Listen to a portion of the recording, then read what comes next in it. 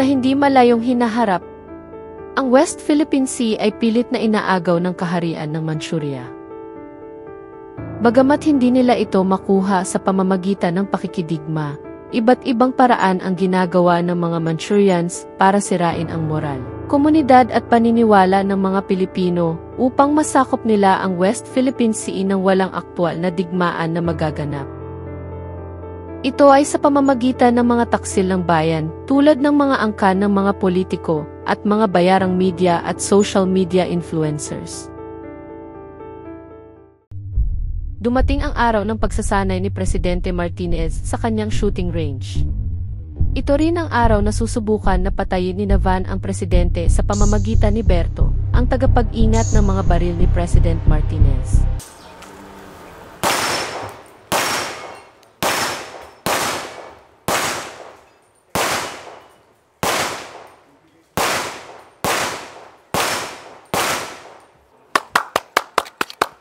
Sir, pakahusan nyo talaga. Wala pang tatalo sa inyo. One hit lang, oh.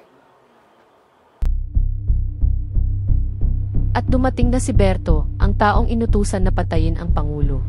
Good morning po, Mr. President. Oh, Berto. Sawa? Ano natin? Ito.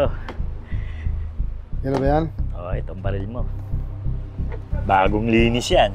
Ayos, ah. Ito pa yung magasin mo. Sige. Good po yan. Alam mo, pagka nandito ka, Berto, puro alpa-alpa tama nito ang board ko. Ikaw ang swerte rito sa firing range, eh, pag puputok ako, eh. Ano yung tsura mo? Ba't parang nervous ka? Pawis na pawis ka ata. Wait lang siguro ako, sir. Namumutla ka, eh. Pagtaka yung mga ano mo, may problema ka ba? Puyat lang po. Sigurado ka? Parang iba kinikilos mo ngayon, ha? Opo, sir. O ikaw, magpa-ano ka na lang ng ano, merienda ron. Tsaka soft drinks, no? Tubig. Safe na ako dito, huwag kang mag-alala. Ha? Sige, okay. Tara. Tara.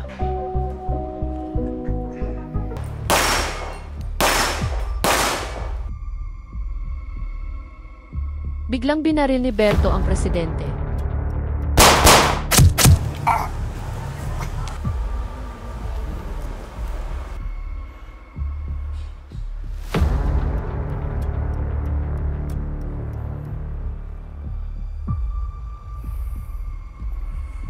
Madali ka lang palang patayin, Mr. President.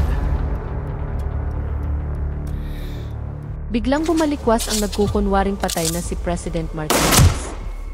Binaril sa braso si Berto pati ang iba pang pinadala na hitman ni Bruno.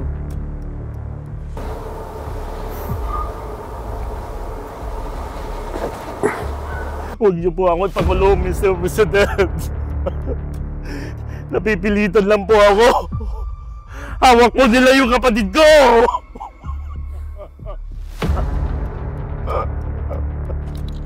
Huwag ka mag-alala, Berto.